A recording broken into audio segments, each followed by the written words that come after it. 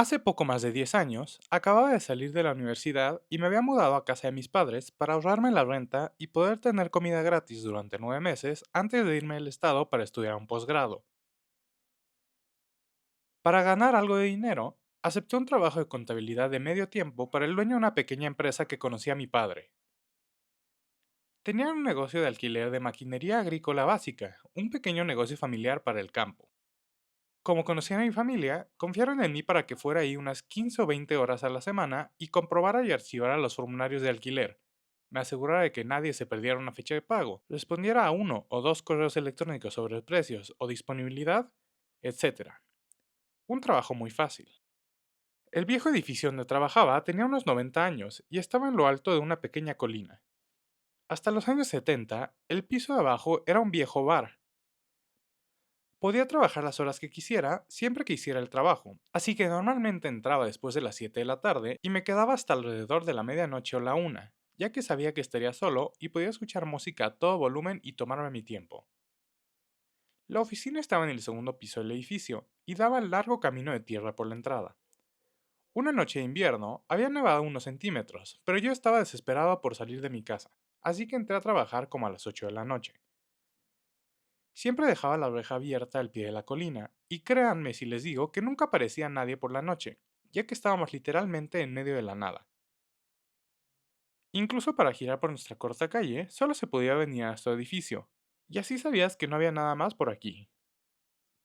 Así que me puse a escuchar música y a tomar un café sin dejar de mirar la nieve mientras trabajaba, ya que nuestra única linterna se reflejaba en el suelo de la puerta, y hacía que la luz brillara sobre la nieve de una forma realmente bonita. Alrededor de la medianoche bajé al baño, luego volví a subir y me instalé de nuevo para continuar con mi trabajo. Probablemente llevaba unos 5 minutos de trabajo cuando miré fuera y vi una marca de algo en la nieve fresca justo debajo de la luz naranja.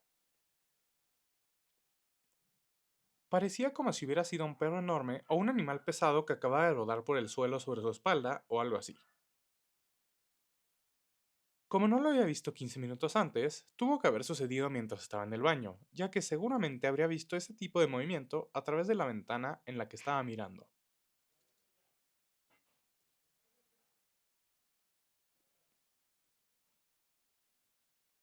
Decidí no pensar más en ello y supuse que un animal se había sentido atraído por la luz o algo así.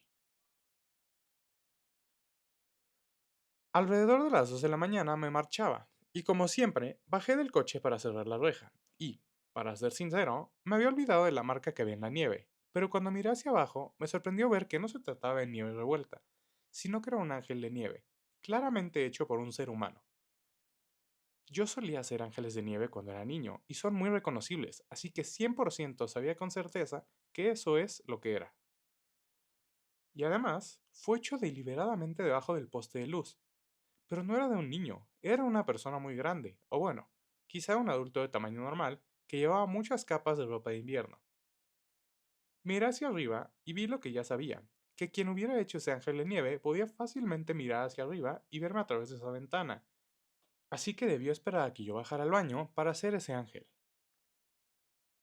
Definitivamente no había coches en nuestro edificio, los habría visto o escuchado, incluso desde el baño, así que miré a mi alrededor en busca de huellas en la nieve, y vi que había un conjunto que conducía a los bosques cercanos a la derecha del edificio, por lo que estaba claro que la persona no utilizó la carretera, sino que vino desde el lado opuesto, lo que me hizo sentir muy inquieto, ya que ese lado era solo árboles y oscuridad durante kilómetros y kilómetros.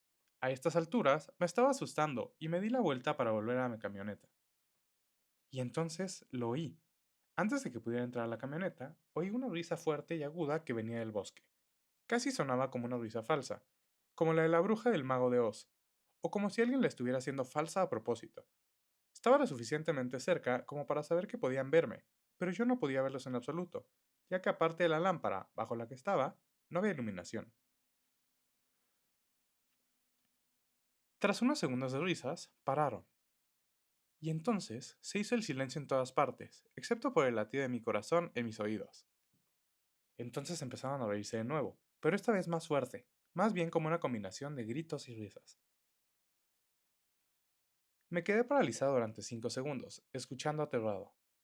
He pasado mucho tiempo en esa zona y sé cómo suenan los coyotes y los zorros por la noche con sus chillidos agudos durante la época de apareamiento, pero esto era muy humano.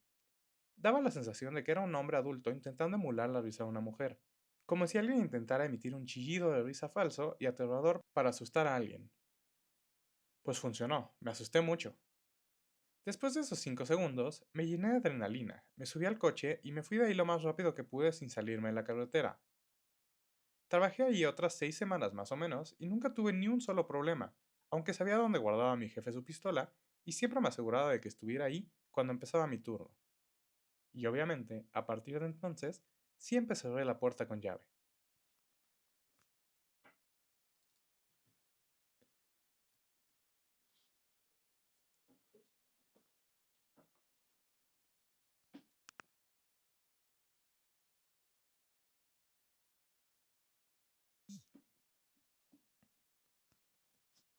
Hace un par de años fui a una cita de Tinder con una chica que acababa de unirse a la aplicación.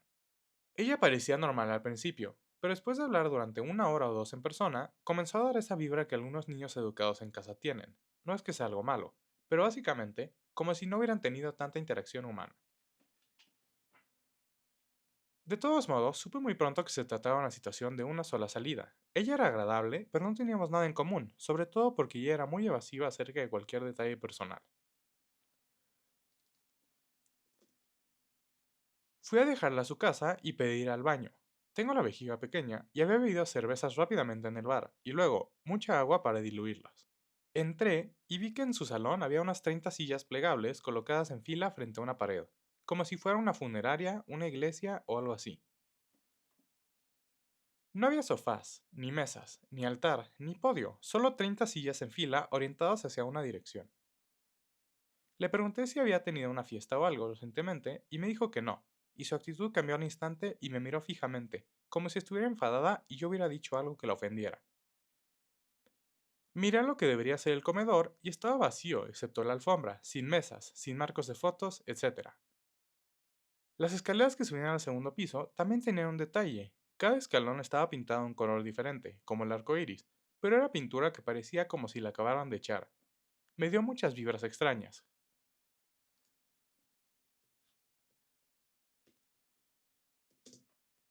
Cuando salí del baño para irme, había un hombre muy chaparro de pie con ella, de poco menos de metro y medio de estatura y aproximadamente unos 40 años. El tipo se veía bastante normal.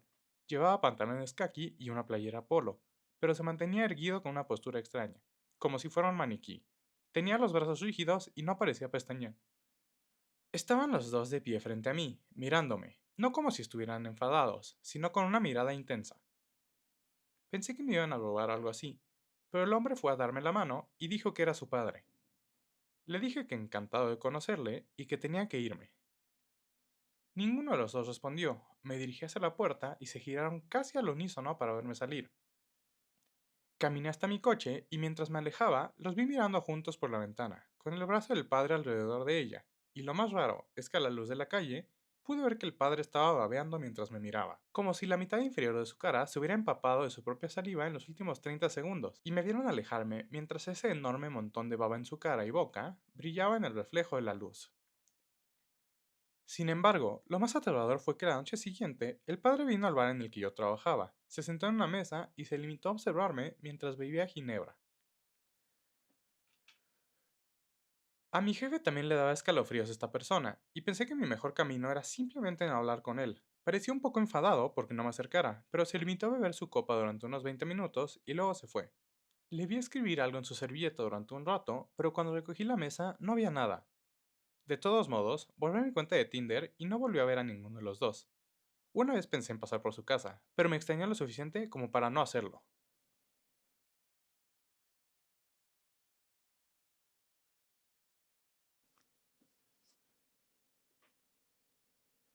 La otra noche estaba haciendo memoria con mi hijo y me acordé de lo que pasó cuando vivíamos en nuestra antigua casa. Nos mudamos a una casa de piedra rojiza cuando mi hijo tenía 1 año. Era bonita, pero muy vieja y destartalada, y cuanto más tiempo vivíamos en ella, más espeluznante parecía volverse. Había arañas viviendo en las ventanas delanteras de las que nunca podía deshacerme, y eso que yo estaba constantemente limpiando telarañas de las esquinas.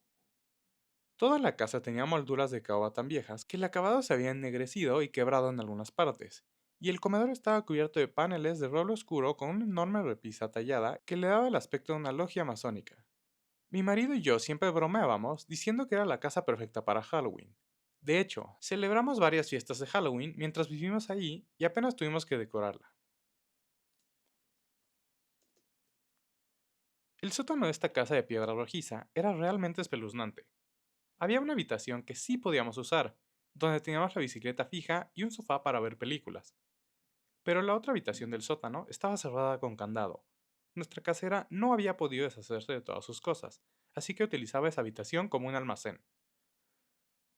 A lo largo de la pared del fondo había un pasillo oscuro y húmedo que conducía a una vieja cocina americana y a un cuarto de baño con ducha, ambos amontonados con muebles polvorientos y olvidados. Cuando nos mudamos a esta casa, mi hijo aún no hablaba, solo balbuceaba, y a menudo balbuceaba a la pared. Era un bebé alegre y le gustaba reír. Balbuceaba a la pared y luego escuchaba durante un minuto y luego volvía a balbucear como si estuviera manteniendo una conversación con alguien. Y a veces balbuceaba, luego esperaba y luego reía y reía y reía. Cuando por fin empezó a hablar, no paraba de hablar con la pared, así que un día, por capricho, le pregunté con quién estaba hablando. Estoy hablando con un hombre, dijo. ¿Qué hombre? Le pregunté. El hombre vive aquí, respondió. Me dio un poco de miedo, pero luego pensé que tenía una imaginación excelente para un niño pequeño.